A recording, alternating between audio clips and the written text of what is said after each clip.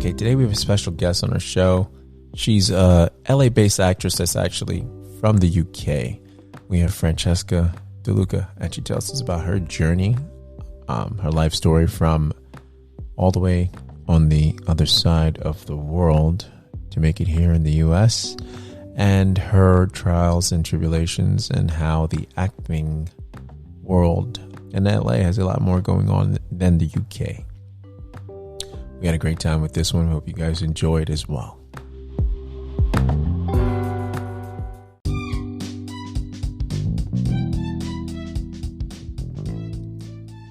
Hey everyone, this is Reggie from Bro-RantZ. And if you haven't heard about Anchor by now, where have you been? No, seriously. It is the easiest way to make a podcast, and let me explain why. It's free. I mean, completely free. There are creation tools that allow you to record and edit your podcast from your phone or your computer. Anchor will even distribute your podcast for you so it can be heard on Spotify, Apple Podcasts, and many, many more platforms.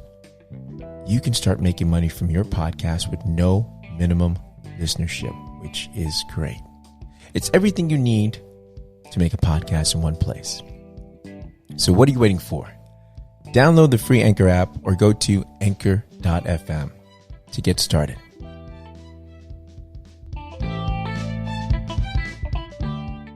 Francesca.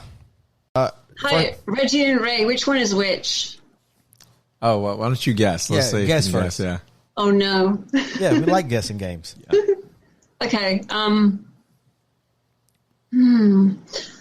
I think you with the glasses is Reggie. Oh, was what? Is which Reggie. one? Reggie. Oh, wow. Okay. Good. Hey, you are 1 out of 1. That was really good. You had a 50-50 Nice. shot. You nailed it. That's really good. Yeah. So, hi, I'm Ray. Nice to meet you, Francesca. This is Reggie, as you just said. First and foremost, we have you on for 30 to 45 minutes. Is that fair for you? Yeah, that's fine. Oh, Yes. Great. Okay, good.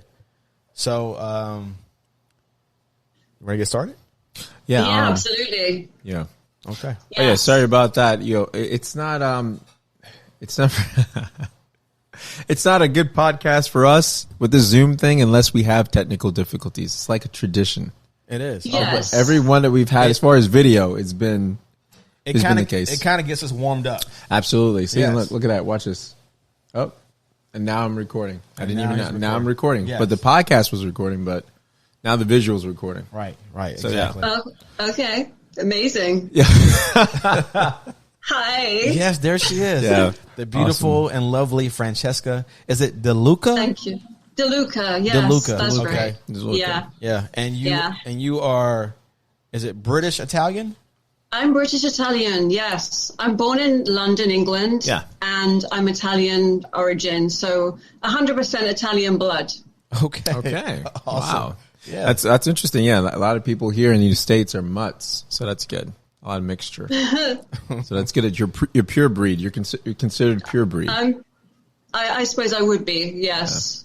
Yeah. Yes, I'm pure breed. Yeah. But I am. At least I think I am. So. Everybody's pure breed until they take that DNA test, and it's all Yes, exactly. Have you done that? over. No, I don't trust it. I'm with the whole conspiracy theory thing. Yeah, he doesn't trust 23andMe and that stuff. I don't. They put you in the system, and next thing you know. Oh, the system stuff, right. Yeah, right. you know what I mean? I don't. I do. I just don't want them. I to- did it. I did it. I don't want them to connect me to all those bodies. You know what I mean? Yeah, I'm good. I know. I don't know. Yeah, I don't feel I need to do it. Like, Yeah. I don't know. Even if I'm delusioned, I feel like I'm happier that way. Right? You don't want the evidence. Yeah, you don't want that to change the whole fabric of who you think you are. Yeah. And I'm good. Yeah. So, so born in England, but I have relatives, cousins in New York. Oh, okay. So, I visited them about 7 years ago. After not having seen them, for years before that. And that was when I decided that I wanted to come to LA, where I am now. Yeah. And be an actress here, and pursue my acting dream. And how's that been for you? The transition, the culture, how's that been? Yeah, it's been great. I really love living here. I mean, not just the weather. I'm looking out the window right now. It's 3 PM, just the blue sky is so beautiful. It's just it does make a difference to me. The weather.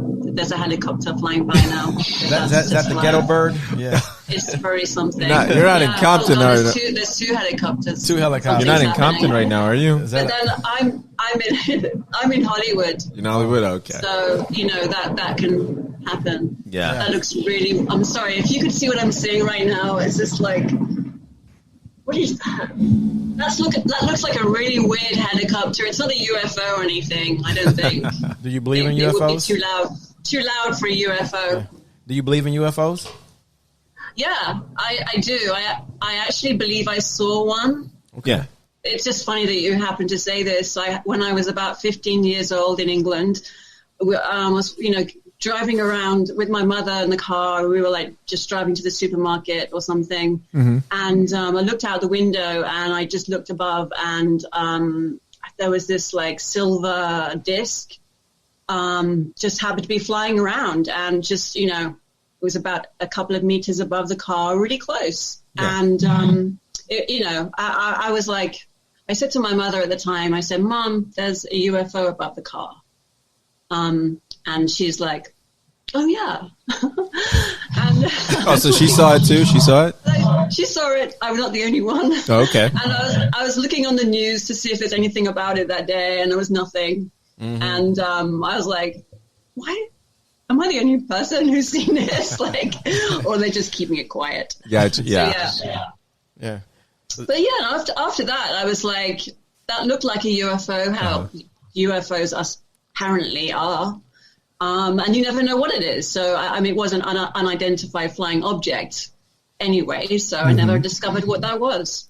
But yeah, I believe in that. I believe in it as well. What about you, Ray? I don't even know. Do you believe in UFOs? Well, I do. After I watched an interview with a guy named Bob Lazar, okay, I'm pretty convinced that there are UFOs. Okay. Was that pre-podcast or during podcast? Pre us podcast? Yeah. It was before us. Cool. Yeah, right before us. I'm just learning about this guy each and every day. I'm like, okay, cool. He's cool now. That's great. I digressed. I went. The helicopter was distracting me, which is fine. I mean, this is conversational. Onto our UFO conversation, which is fine. But yeah, I was talking about being in LA. I love being an actress here. I really do feel there is so much more happening than there ever was in London for acting. Yeah. And since I've been here, I've been pretty busy and. Things are going, how I want them to go and the direction I want them to go in. So that's great. And, I love being near the ocean, that there's an ocean to go to that doesn't have pebbles in England. Right. Has everything started opening back up as far as production wise, since the pandemic? Right, a little bit more because they're starting to adapt more. Mm-hmm. Not completely anywhere near how it was, obviously, but it's like people they're adapting. Obviously, like more auditions are now just online or self tapes. Yeah. The coronavirus, the tests, you have to have a test before you. Yeah, you have to do the whole temperature. The temperature they put on, they shoot you with the temperature gauge to see whether you if you have a fever. That's it. Yeah, and then after that, they forget it the whole time you're on set. And they'll check you anytime after. They're like, they just do it to cover their butts, and then after everyone's walking around with no mask. Yeah. This is it. Yeah. I did have the virus in March. Oh, you did? Mm-hmm. Yeah. So I'm grateful that I recovered from it. Did you have it bad? Did I what? Did you have it bad? It gets to your lungs? It wasn't as bad as it was a month. So it wasn't as at home. I didn't have to go to the ER. They just kept saying, don't come in unless you're dying. Basically.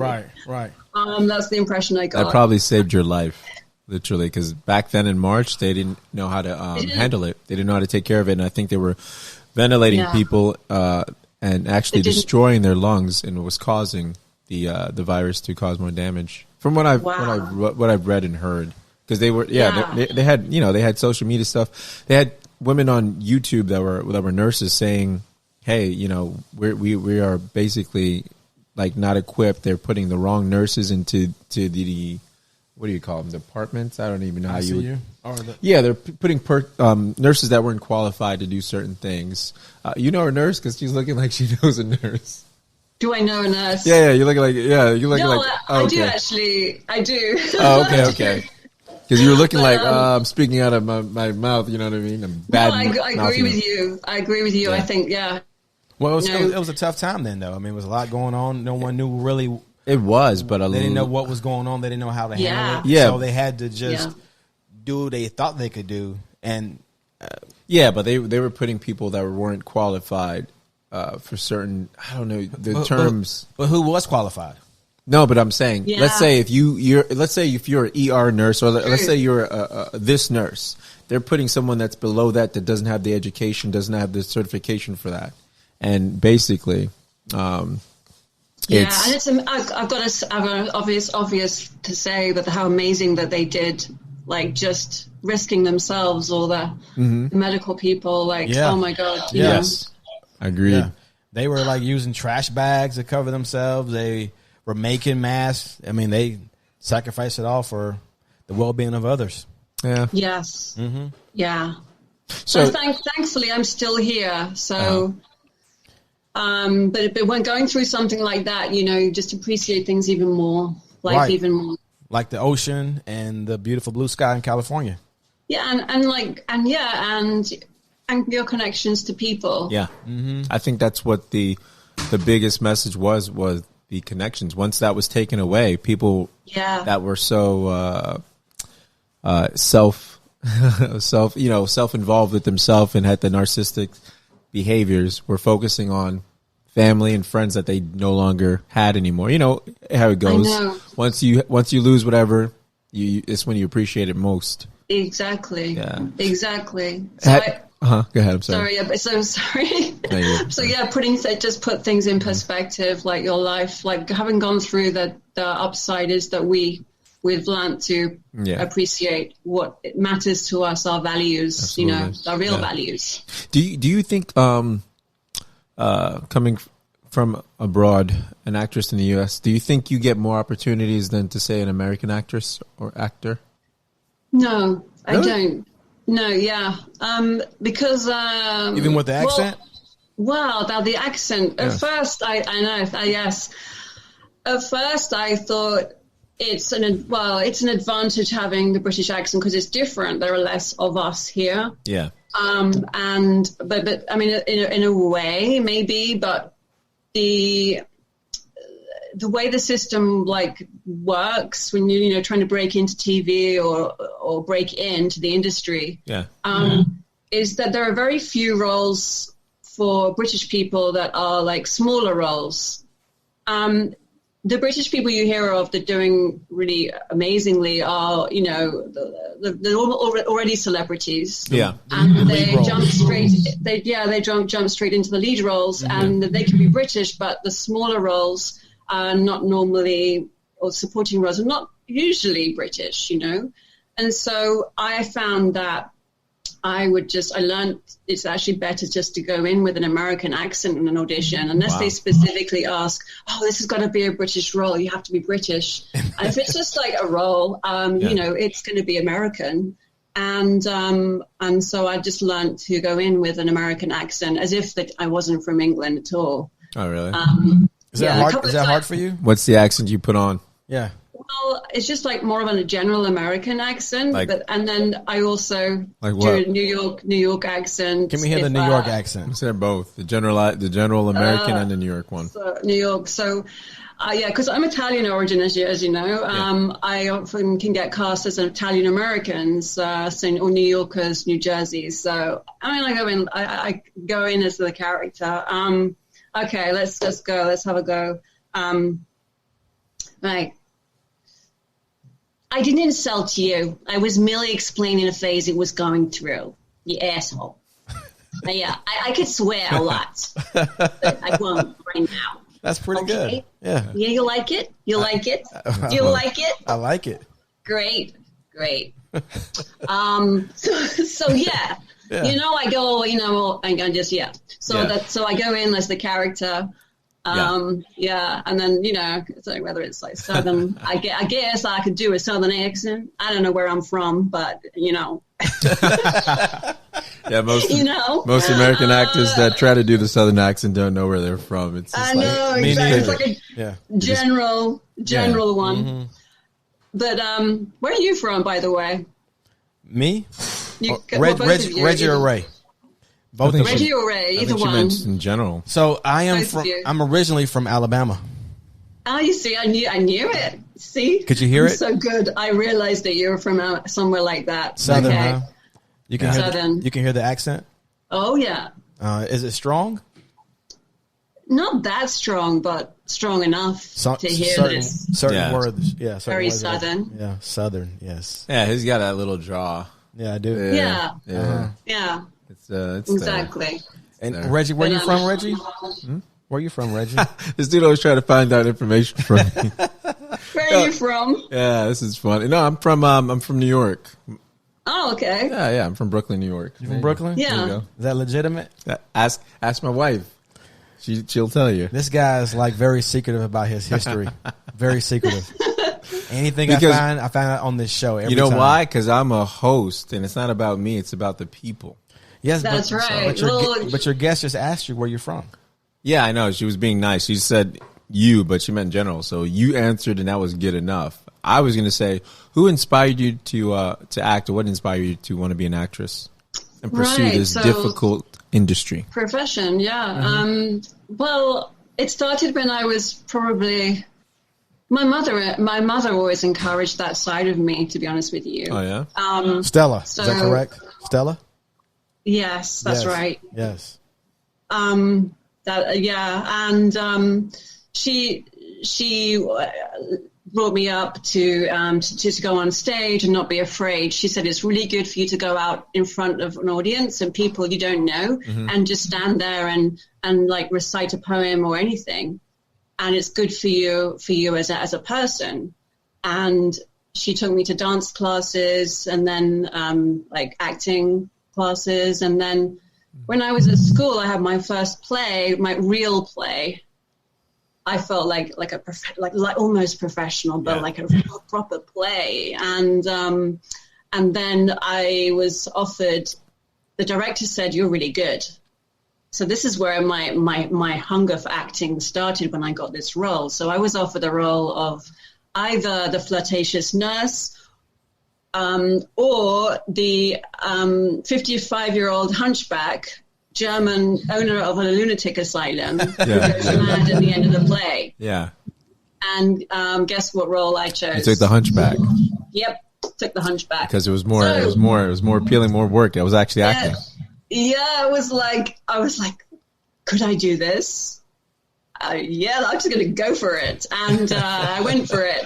Mm-hmm. And my best friend was with my mom watching the play and said, "Where's Francesca?" And my mother said, "That's her." That's my mother recognized me. Good, she's good. That's her on stage with the hump and like the white streak in my hair and the German accent. That's her. And I was like, that's good. My best friend didn't realize it was me. That my acting was good. Yeah, that is real good. Didn't realize. Yeah. So but after that I just felt, oh God, that was amazing, and I wanted to just keep doing it, and I just felt from then on, I just wanted to do it and just act, and I just felt so like alive and like passionate about it from then on. That's when it started. Awesome. And it's not died since. Nothing's discouraged you. No, the hills. No, there was a time in England where I did dip a little bit. Took some time out and went into the music industry a little bit. But that was good for me because then I came back like even stronger. Where like I felt disillusioned with the industry in England. I felt like I wasn't like getting auditions or chances that I felt like I should have done. That was, it's a while ago that was, I felt like that. And I felt disillusioned, and I kind of ran away for a little bit. And then I just came back even stronger, like, no, this is a part of me. This is what I want to do in my life.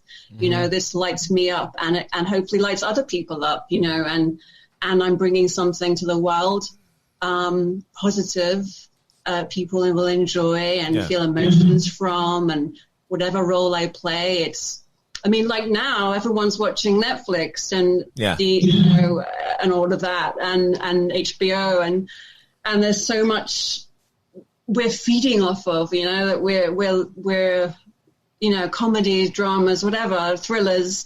It's like an escape for everyone, and it's the world needs entertainment people, actors. Yeah. Absolutely. Actors, Absolutely. artists, musicians, painters. Yes, exactly. And so, but then, and I just feel like this is my calling, and I'm going for what is right for me in my life, and that's it. You recently were in a magazine. Want to talk about that? Yeah. Yes, actually. Cut Frame magazine, is that the one you're talking about? That is. Yes. I've ordered my actual physical copy, but okay. So this was the magazine. Yeah. With me, I wrote a piece about auditioning. So, because I want to help other actors any way I can, and I do some coaching as well, coaching acting and British accent coaching too. Okay. And a little bit of like life coach within that, life coaching, because I feel that to be a great actor, your mindset is really important as well as being able to act. So you have my little auditioning piece. It's about 5 pages where I give advice, which I was really happy to do. Congratulations on that. Yeah, that's pretty damn awesome. Thank you. So you said you're welcome. You said you give life coach advice. Is that something you offer or try to give because of the experiences you had as an actor, as far as any lows that you had with your maybe depression, maybe feeling rejected, because there are plenty of no's before you get that one yes? That's right. Yeah. That's exactly it. Through my own journey, my own life, I feel I've learned so much, and I've grown so much as a person, and and will continue to. And I feel that it's part of it. You just being able to be an amazing actor, you have to be able to take any knocks, and it's just part of it. Like rejection, I don't think of it as rejection anymore. Actually, I don't see it like that. How do you see it? I see that if you, for instance, just having an audition in itself is a great feeling, just to be able to act. And if you're not right for the part, you're not right for the part. That's not personal. Yeah. That's their preference, and never know what goes on with that. And I think as long as we keep on working on ourselves as actors and people, we walk into an audition, people feel your energy straight away. Mm-hmm. That's true. Feel whether you're desperate or whether you're like confident in your fear I feel what they see. So many people, I feel, casting directors, that they pick up on your energy. Mm-hmm. Yeah. And I've discovered that I myself am empathic. Yeah. And I pick up on other people's energies. Uh-huh. So I feel that helps me as an actor. Yep. And I can bounce off of the other actor more and really get into a role and just like feel it. Yeah. So it's more so organic for you. It's almost it's almost like the the Meisner technique. So you're just feeding off of that energy then, and then it's given to you off of what your partner is giving you. Yeah. That's exactly it. It's like Meisner. Mm-hmm. I mean, I don't do Meisner because I do this naturally. Got you. And it's just something that's evolved, and I'm grateful for it. However, for me personally, I do, you know, have to be careful of my energy, and that I don't pick up too much from other people. Yeah. And I don't pick up, and I find it, and I realize what my own energy is. And like going for walks, this is why I say to anyone who, whether empaths or not, going for walks in nature, spending time on your own, meditating or working out, doing yoga or anything where you feel good and you feel connected to yourself, and you can release anything else that's going on around you, you know. That really helps me, and I feel, I can help other people if they have that kind of practice too, and they have a more self-awareness on what's going on with them. Sometimes we need time to just cry. We do. Yeah. You know? Yeah. Yeah. And that's it. And I feel must not feel guilty for any of that, any of our emotions. We shouldn't have the shoulds, you know, the should thing of like, you should do this, you should do that. No, there's no shoulds. Everyone is different. Everyone has their own way of working out themselves. Right. You know? Yeah. So, and that's what's great about us as humans. We are all different, and we all have different things to give, you know? Yeah, absolutely. So that's why you're so giving as a person, and that's why you want to do the life thing, because you're an empath. When did you know you were an empath?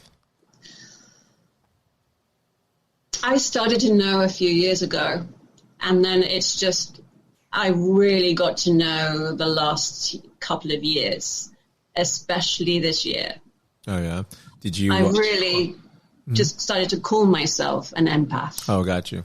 Yeah, well, I think you have to be self-proclaimed, right? You just have to. Really, like, I know I am. Like, that's it. Gotcha. Yeah. Did you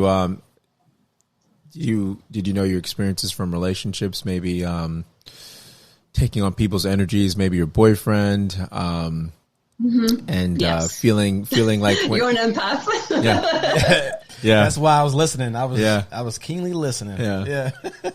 Yeah. So, you know, like with the acting, you know, if it's say for instance, I don't know what your relationship status is right now, whatnot. So let's say for instance, you're doing a gig or whatever, acting, and then you have that type of lifestyle out of it. You have a camaraderie, you have a group, a support group. You know, your relationships, let's say you're with someone that's not an actor.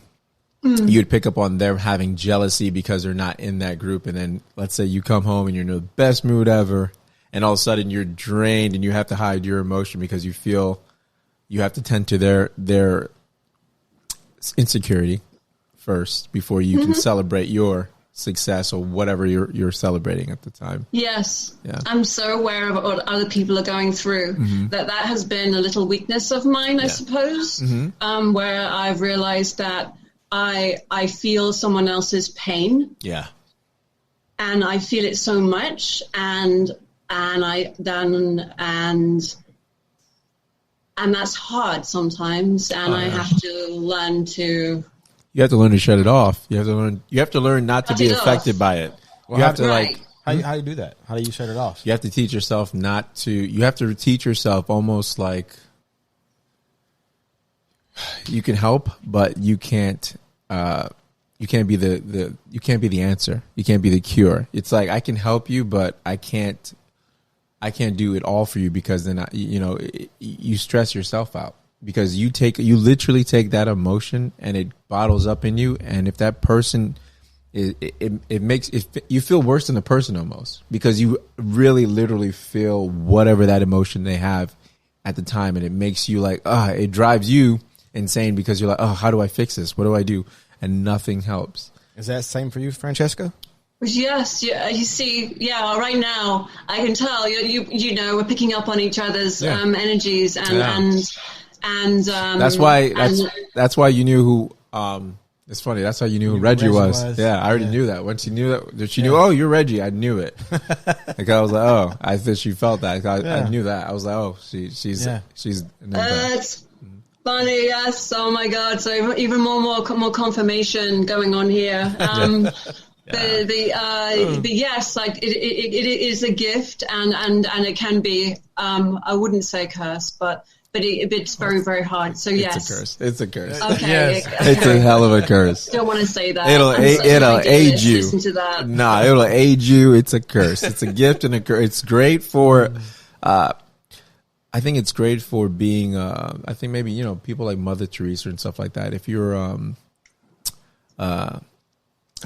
someone that does missionaries and whatnot, I think it's beautiful because you can actually help people that actually need it. And let's say a counselor, you can help people that are actually coming for that help. But I think as far as being maybe in a bad relationship or one-sided relationship, it's poison. It's like, ugh. You have to be with someone that's not codependent. You have to be with someone they're independent. They know who they are. That way you can own your feelings and they can own their own feelings. They can own their own feelings. That's really true. Yeah, and I think they pick up on that too. That they pick up on once you tell them and they see your habit, they see what you do, they use it to their advantage. Like, oh, that can be the case, right? Exactly. And I know that empaths can attract that. So we have to be aware. And also not to give too much because people have to help themselves and learn their ways of helping themselves because it's disempowering otherwise. It's not going to help them in the long run. Yep. And we're always just there. So this is one of my biggest lessons, I think, in my life to learn that.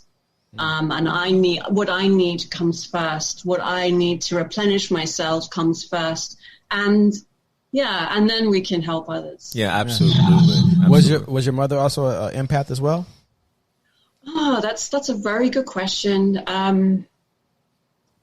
I never thought she was, actually. I wouldn't have said I don't think she was. I think I developed that more when I was a child. Actually, the empath thing, not realizing. My father left when I was 2 years old. He abandoned the family. So I had like an abandonment wound from that. Yeah. Are you a middle child? No, oldest child. You're the oldest? Oh, wow. Yeah. And didn't get that one right. I know. Shucks. Darn it. But don't worry, I'm going to cut that out. Oh, so you were the oldest child? Now I can fix it. Right. Yes, I was. How did you know that? Oh, cool. My gosh. Snipping and everything, editing makes me sound just perfect. Cool. You guys are... I always win. No, go ahead. I'm sorry. You said he left he abandoned at 2. So, but then I had a wonderful grandfather who was like my father figure, who lived with my mother, my sister, and I growing up, and I'm so grateful that I had him in my life. So, I know what it feels like, though, to have not that feeling that you think your father's just abandoned you. And at the age of 2, it was taking me a long time to sort of understand how that could be and what wounds I might have picked up from that. But like now I feel like I've come a long way with that. And, and we all heal if we allow ourselves to heal. We heal. Yeah, absolutely. If you forgive, definitely. What was the best advice? And forgive. Yeah. What was the best advice your mom gave to you? What was the best advice your mom gave to you? Yes. So my mother, she said she would always tell me she was proud of me. Always. And it always encouraged me with the acting. So she said to me, no one can beat anyone who won't be beaten. And she always said, you're strong, Francesca, you're strong. Don't let other people things beat you down. Don't let them. Now, I suppose I learned this is where what you allow and being strong is easily said. Yeah. But I always felt like there was the encouragement. You'll come back up again. You'll come back up. No, if you go down for a while, you let it out. You cry. You cry like your soul is dying. But then you come back up. And you rise up and you get your power from your wounds almost, because it's like, no, I want to live a great life. I want to be happy. I don't want to be like this. I will not allow things in my life that are not right for me, anymore. When you grow up, it's up to you who you allow in your life, what you allow in your life. And if we're alone and we're, we find that peace that there is always there, whether we speak to God or the universe, it doesn't matter. Mm-hmm. It's always going to be there. No matter what you're going through, there's peace and there is someone listening. You're not alone. Right. You're never alone. Yeah. Absolutely. And then once we start to trust that things happen sometimes for a reason, to wake us up, to mold us into the people that we can be, to be the best people we can be and grow. So I think my mother, she'd be tough on me sometimes. She would be really tough, and she would keep on encouraging me. She'd say, work hard, because you can play later, things like that. Like she put so much of her life into me, my life, and she gave so much. She gave so much, but sometimes I felt it was too much. And that's when I had to get away and discover who I was. Right. Too much is what? You think she gave too much? Okay, was it too much? There's a part, she would give so much, but it was almost like she was afraid for me that I would make mistakes. Oh, so it was like how she made how she felt she made a mistake, with my. Was it kind of like coddling you in a sense, or it was like there was a overprotective thing that happened. We call that helicopter moms. Yeah, it was over, and it was, and I don't, that I accept her for that, because that made me who I am. I had to go out there. Right. Like I kept coming to LA on my own without really knowing anyone here. Yeah. And it took a lot of bravery and very brave. Belief in myself. Mm-hmm. And I feel like I've discovered the belief in myself is really strong. And I can always rely on myself, and I'm a good person, and I want to give great things to the world. And then that's something you sometimes have to just learn on your own. Yeah, I agree. What made you? Did you choose LA because it's just the because of the Hollywood, because of its history, because of when people think about acting or being in movie and films, they think about, the first thing they think about is the Hollywood sign and the marquee and, movie theaters and whatnot, all that Hollywood Boulevard. And was it that? Because I know there's other places now. I mean, I know there's the Southeast, there's Georgia, that's considered like the new Hollywood and whatnot. So why LA? That's true. That's true. Well, 7 years ago, I was like, I was thinking about New York because I spent a few months in New York and I loved New York so much. Yeah. And you have the accent too. Right. Yeah. Right. Yeah. Exactly. I know. I know.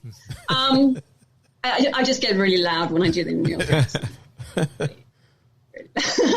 And I love the people, I love the vibe, I love the culture, and I feel very sad right now all the theaters are closed, but they will come back. I love New York so much as a city. It's my favorite city. So I can definitely see myself living there, maybe in the future. I could live there some part of the year and then LA. So bi-coastal? Be bi-coastal. So bi-coastal, but LA, I felt there was more filming happening here, and I was drawn by the warmth, the sun.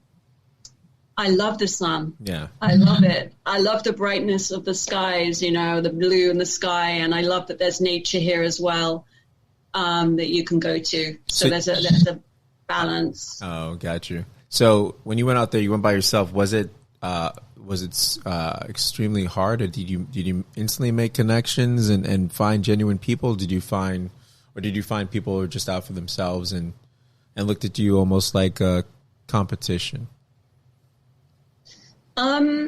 So I knew there's Anthony Meindl, who's a wonderful acting teacher out here. He's also very spiritually minded as well about, when you act, you bring on who you really are comes through in your acting. Yeah. And working on yourself. I mean, I already worked with him in England, so I knew when he visited. So I knew him out here, and I immediately went into his classes at his studio in LA. And that was a great start because I had a place where I could go, where I could meet people, like-minded people straight away. And that was really nice to have that.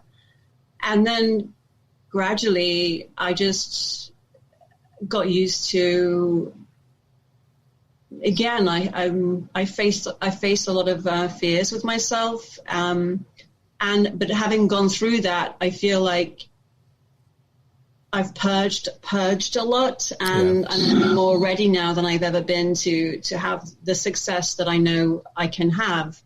I feel like there's more progress to where I want to go right now. So, so I made some friends, and there were some people who I felt weren't so genuine, and it was easier to make friends in New York, though, I have to say. Really? I guess New Yorkers don't BS, I guess. No, they're real. Yeah, well, I like that. No BS, right. I like that. No BS. Yeah. You are who you are, and that's it. Pretty much, yeah. If they don't like you, you'll know. Yeah, if they don't like you, you'll know, and that's it. Yeah. They'll paint the picture for you. Who inspires you? What actors? What actors inspire me? Oh my God, there's so many. Okay, actors. I love Adam Driver. I loved Marriage Story. Okay. I love Leonardo DiCaprio. I love oh my God, Robert De Niro. All the people. Scorsese. Yeah. God, there's so many. I've got it written. I've actually wrote a few people down. I like Laura Linney, Ozark. Ozark. Yes. I really like that. That is a great show. And she started out in theater. She was more so a theater actress too. Yeah, she was. Right. Yeah. You've done theater, right? I mean, besides the play, besides the eighth grade play? What was the play? Yeah. Yeah, she's done that. Yeah, I've done lots of theater. So you love theater? Do you love theater more? Or you like film, or you love them both equally? I love all of it, but I do think I love film. Why is that? Why is that? Because I love the fact that if you're really in the moment and you're living that role, you can see into the eyes, and I feel like I like having a close up. I like. When I watch movies, I love to see into someone's eyes. Got you. And I like the fact that other people can see right into my eyes, into my soul. Okay. That would be your empath speaking then. That's pretty deep. You like the intimacy of that. So I know with theater, being vulnerable, I like that. Yeah. I think, it's all, especially for the film, for the art, that's the best part. That's the best time to be vulnerable. It's you're giving, literally you're giving a piece of your soul when you do a certain role, I think. Certain role. Yeah. Although I love comedy. I love comedy as well. Oh, yeah? Are you good at comedy? Comedy's pretty hard. I think I might be good. You might be good. Where's that confidence, huh? Where did Stella put you, huh? Where's that confidence? Okay. She'd be like, no, what are you talking about, Francesca? Of course you're amazing. You're amazing. Gotta love moms. She went, I'm okay. So that's the British thing, isn't it? That's like, I'm good. That's the British talking. And then the New York one would be like, fucking A, I'm fucking amazing. I'm just so great. You will just love me, But I have found that, I had an acting teacher in England who said to me, Francesca, you made me laugh so much when you do the comedy stuff. You could make $1 million out of $1 million out of, it was actually pounds, but anyway, £1 million out of comedy. And I was like, really? Wow. Huh. Yeah. So I realized I am good at comedy. Yes. Got you. I've been in a few like web series and little, TV things. Yeah. And I was on A Good Mythical Morning pretending I was a fake psychic. Pretending I was a psychic. Yeah. Right. But I was a fake psychic. Although maybe I really am a psychic. Possibly. Maybe. What is the worst advice you've been given? Okay. It's got to be this really bad acting teacher I had when I was first starting out, who said to me, do it like this. And did me an impression of what you how wanted I to should do. play the part. And I had to copy exactly. Yeah. It was one of my first Shakespeare roles that I did. I was like, oh God. That leaves no room for expression. No. Kind of puts you in a box.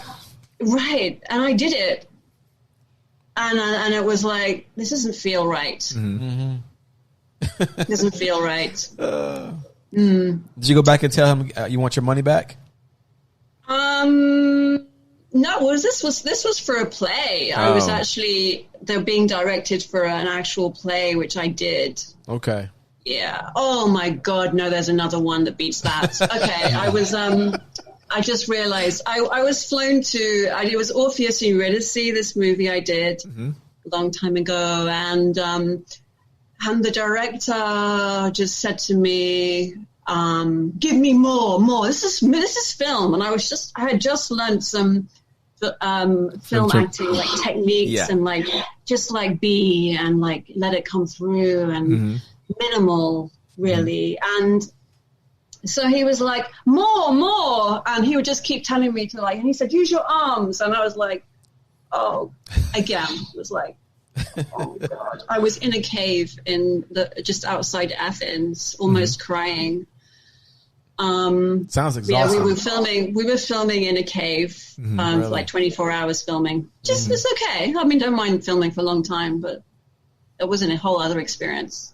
I was a sorceress in this film, and I had my own altar, and I had a fake rubber snake that I had to shake like this when I did some magic. Yeah. It wasn't a real snake. It was just this rubber snake I had to make look real. And it's kind of funny. And then I had to redo one of the shots where I got really angry and when that's all everything on my altar. They had to redo that because it hadn't been recorded. So I had to piece everything together for all my candles and things were anyway. These are stories that there's too many stories. There's always stories as an actor. It wasn't the most inspiring experience, but it was fun going out to Greece and playing a sorceress, even though I think I would have made it a little bit less dramatic. Gotcha. Do you have anything you're currently working on right now? Any projects, upcoming projects, or anything you're working on right now? Yeah, well, I'm actually in the process of getting my green card, which is a big thing. So I'm getting everything together for that. Yeah. Congratulations. You didn't have to marry anyone for it, did you? Just No. I haven't got it yet. I'm in the process of, of getting everything for it. And that's Gotcha. That's I will get it. I feel like I will. That or just if it didn't happen, just get a ring on it. I have a lot of people saying that to me. It's a faster process. I'm a romantic. I don't know. It's a faster process. I'm just saying, if you love the States and the paperwork's taking forever and you get rejected, just get someone to put a ring on it, Yes, we'll see about that. But, I'm looking out for you. I'm looking out for you. So he says. Yeah, but there's a movie that someone wants me to be in. It's like a supernatural type of movie. Okay. I'm hopefully be filmed in the South somewhere, like New Orleans or something, somewhere like that. Yeah. Okay. But we'll see about that. I'm hoping that will actually come about. They're trying to get money for it. So right. Okay. Did you have to audition for that, or they just liked you on another project? Liked me on another project. That's awesome. And that's the thing about that is, I know you complained about the Sorceress 24-hour shoot in Greece. No, the shoot, didn't mind the 24 hours. It was fine. It was I'm just saying, but my point is, it's always a setup. It's always a setup. It could look like a setback, but it's always a setup. You never know. Either it's preparing you as far as mentally and improving your skill, or someone on that set or this project will be seen by this person that'll like you for a certain project, and next you know, you're shooting with Martin Scorsese. Totally agree with you. Yeah, totally agree with you. And I wasn't. And you say like that. I did work with one of my dream directors, Francis Ford Coppola. Mm-hmm. How was that? Awesome. Yeah. How was that? How did you get that? Tell us about that. Oh, that was amazing. I actually found the audition myself, that he was looking for people who were Italian origin and who also had done theater and film, both, because he was doing a new filming technique called live cinema, which is like a cross between the two. And anyway, so I was like, is this the real Francis Ford Coppola? Like, really? Like, I'm able to even see on Actors Access that he's looking for people? What? Really? The real one? And it was. And I got an audition with him. And I was like, oh, my God. Okay. But then I was about to go in the room to the audition, and I realized, like, through the door, I was looking in. I was like, oh, my God, that's really him. That's him. He's there in the room right now. Right. That's Francis Ford Coppola. Oh. God. And then I was so nervous, I started shaking. So I walked in the room, and he was so warm and shook my hand. And in the times when we could shake hands. And then I said piacere, which is pleased to meet you in Italian. And he said, and I spoke a little bit of Italian. I'm not 100% fluent. I can get by in Italian. Yeah.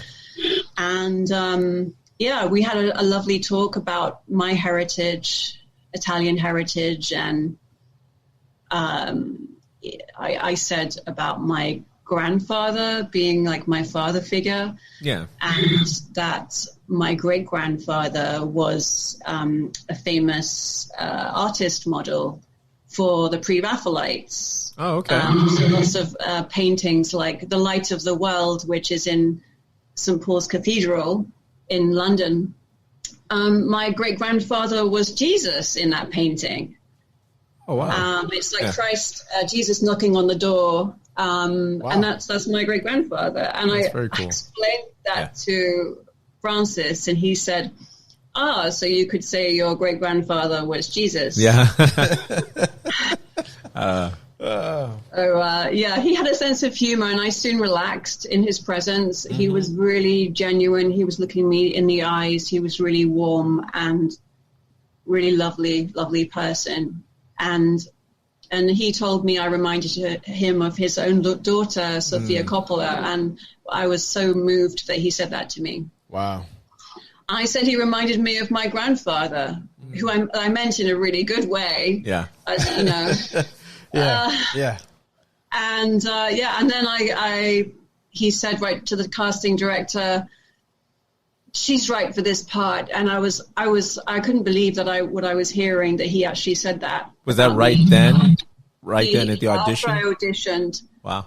He said to the casting director in front of me, she's right for this role. And I was like, I couldn't, after I walked out the room and I couldn't think about it. Did you scream? I was like, did that really happen to scream? But I could have easily screamed. Yeah. I could have easily screamed. Nah, that would have shown desperation. Never scream. No, I'm kidding. Never scream. No. That's right. No, I was like, no, I got this. Okay. But no, got this. But then I couldn't think about anything else for the rest of the day. And then I was supposed to be at Tribeca Film Festival for a film that I was in a movie there, and a premiere there. I was supposed to go there like on the Saturday, but then I had to cancel that because I got the call back. Wow. Of course, I would cancel to get the call back with Francis Ford Coppola. Yeah. And what was that movie again? What was that? Well, it was called Distant Vision. Distant Vision. It was a live cinema production. Okay. So yeah, I got a role in it with him, and like I said, my experience of theater was really important because he would be filming for long periods of time. Like, you know, when you're in a play, you're on stage for a long time, and you have to really just be in the zone and really just keep focusing, and that's good training. And so this was like being in a play almost, where he would let you just keep playing, keep going doing the scene for a long time and not stopping. That was just an unbelievable experience working with him, the best experience of my life. To date, yeah. To date. Yes. I like that. I like that exactly. To date. Yeah. But that is something that it's a film you won't be able to see. It's not out there. Oh, okay. It was actually shown to a private audience of his friends and people in the industry, because it was to help him with this new innovative technique, filming technique, and sharing what he had learned from that to people he had known who he, who he wanted to see it. It was based on a true his actual life story of his family growing up in New York. So, you know, that was interesting. The actual script was based in New York, and some people are actual Italian characters and some were New York characters. So that was a perfect role for me. And you never know, I might work with him again in the future. Possibly. Or someone that was on that set, or someone that was in that production, or someone that was a producer, one of his friends that he showed the films to. Yes. It's little seeds that are being planted. Absolutely. That's right. Yeah. And then my mother said to me when I told her about it, she said, "Oh, tell him he can come over to England and visit us, and I'll make him some food." Gosh, moms. So sweet. Super sweet and amazing. So sweet. Yes. Moms are always like that. Wow, that's great. Come she over. said, "Tell him he was right." Oh my goodness. He was right to choose you. That's awesome. Gotta love mom. You have sound like you have a great support system. Is your mom your biggest fan? Is she your only support system, or do you have like other relatives besides? I know your grandfather. He's passed, right? Obviously. Yeah, her grandfather and her mother, they passed on the same day. Wow. Oh, thank you. You read all of that. I did. Wow. They did. And Sorry then to my hear mother that. passed. Yeah, thank you. My on the same day, but it was like the 19th of April. So that was this last year. Wow. My mother, unfortunately, she got COVID. Sorry. And then, you know, and I had to stay here, and it was really tough. Not being able to physically go to the funeral. Yes. And they weren't even allowing funerals then. They were just having burials with if you wanted a priest, you could have a priest, which we did. Tough. But I got my friend of mine to actually go there in my place. And we set it up beforehand that I would be on WhatsApp on my phone. Yeah. As if I'm there. Like, so my friend would be holding the screen up, and I would see everything happening, and I would even be able to talk. So I gave my tribute through WhatsApp. Yeah. Wow. With the phone, and then people could hear me talking. Right. A few people that were allowed. It was only about 5 people allowed at that point. And I gave my all in that, and I know my mother was there listening to me. It didn't matter that I wasn't there physically. Yeah. Right. If you know what I mean. Oh, absolutely. I do. Absolutely. Yeah. I know she would have felt it. Yeah. And I believe in life after death. So. Oh, absolutely. Absolutely. We go on. We're just energy, right? We're spirits. Yeah. We're just a vessel. That's it. We're in a vessel. So yeah, I agree. But I was very grateful to have had a lovely conversation with my mother a week before she passed away. That's the most precious conversation ever to me. So she told me how proud she was of me, and I told her how proud I was of her. Cherish that. Yeah, cherish that moment. That's an awesome exchange. Yeah, it was beautiful. I think I had a feeling in that time that I was holding on to every word that we were, Yeah. She had a sore throat then, but it hadn't really hit. So I was holding on to every word that she said to me. And I think she was holding on to every word I said to her. Wow. Yeah, this has been a crazy year. I mean, just countless things. I even had a neighbor who his wife fell to COVID, and just like you as well, he could not visit her in the emergency room before she died alone in the hospital. It's been a real tough, crazy, heart-wrenching. Yes, I mean I could go on and on about it, but it's sad. It's very sad. I know. I know. But it's like, I find like my strength is, she was so proud of me, no matter what. So I'm like, well, I'm just going to live my best life. And I'm going to make myself happy. Yes. Yes. Yeah. I know she wants me to be happy. I make myself happy as much as I can. And if I can give happiness to other people, that's so precious. It is. Absolutely. That's all we want. That's it. Definitely. I mean, that's you giving back. That's the only thing. If everyone just thought like that, just imagine how the world would be if we're not all takers. So it's good that there's people like you out there that are giving back, not just with your art and your passion, but you're giving out with your time and compassion, which is amazing. So yeah. Thank you. You're welcome. Thank you so much. You're very welcome. Is there anything else you'd like our viewers to know about you, our listeners to know about Francesca De Luca, about Stella, about your wonderful grandfather, about your career? Anything else you want our listeners to know about you? I could talk about this for ages. I could talk about them for ages. My grandfather was someone who, he was born with his family had no money. They were extremely poor. And I am inspired by his life because he was what I would call, my mother would say, a fighter. He would, no matter what, he would bring himself up. Like all his family died around him when he was very young. His brothers died. There was a similar thing to COVID happening, I think, around that time.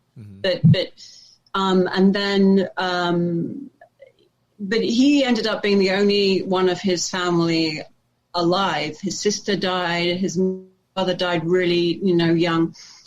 The only one standing. And he was like, I'm not giving up. I am going to make a life for myself. He saw the artist models. His father used to take him to see artist models. Yeah. Okay. Not artist models, to see the artists while he was modeling. And he said to me, I'll always never forget those people gave me advice, like fatherly advice, and how to make the most of life. And he said, I never forgot that advice. And he said, he built himself up. He started his own business. He married someone he loved, Yeah. And he was a wonderful father figure to me. So I am so grateful for having had them in my lives. And even though they're not here now, they're still with me inside because they're part of who I am. Exactly. So let's say, for instance, people wanted to reach out to you as far as your life coaching, to hire you for life coaching or Acting coaching and, yes. and accent coach, and British accent. Yeah, coaching. Where would they go? Yeah, if I wanted to get rid of my southern accent and learn he needs that because British accent, where could I go to find you? Yeah, we need to broaden our audience. So yeah, he definitely needs that. Yes. I can definitely help. So I'd love to. So you can go to my IG, my Instagram is Francesca the Actor, and also I have another one I recently started, Francesca the Coach. Okay. So my main one is Francesca the Actor. Yes. So if you want to join me there, send me a message. I'm also on Twitter, Francesca_film. Okay.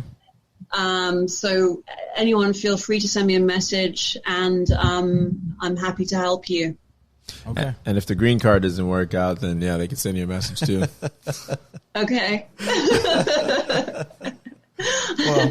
Well, this has been wonderful, Francesca. Yes, thank you. It's been a pleasure. Well, my pleasure too. And thank you for sharing about your mother and your grandfather as well. Oh. Yeah, thank you for being open with us.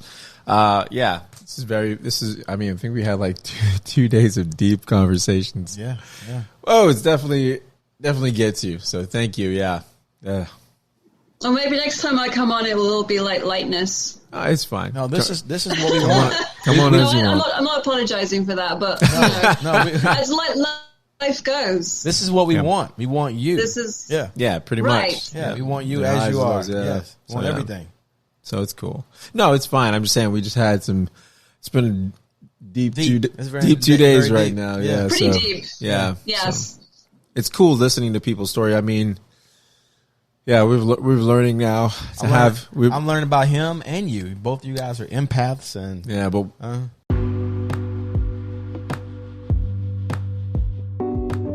I'm saying as far as us interviewing people now, we're learning more to let a story be told and let the narration go. I mean, we're picking up listening skills more, I think, and not in these things. I guess so that's why it's just sit back and let the interview go a certain way instead of trying to control the narrative.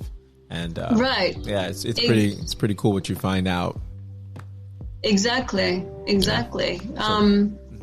Just thank you for having me on. It's been a real pleasure. Oh, thank you. And thank you for your patience. Yeah, thank you for your patience because technical difficulties is the word.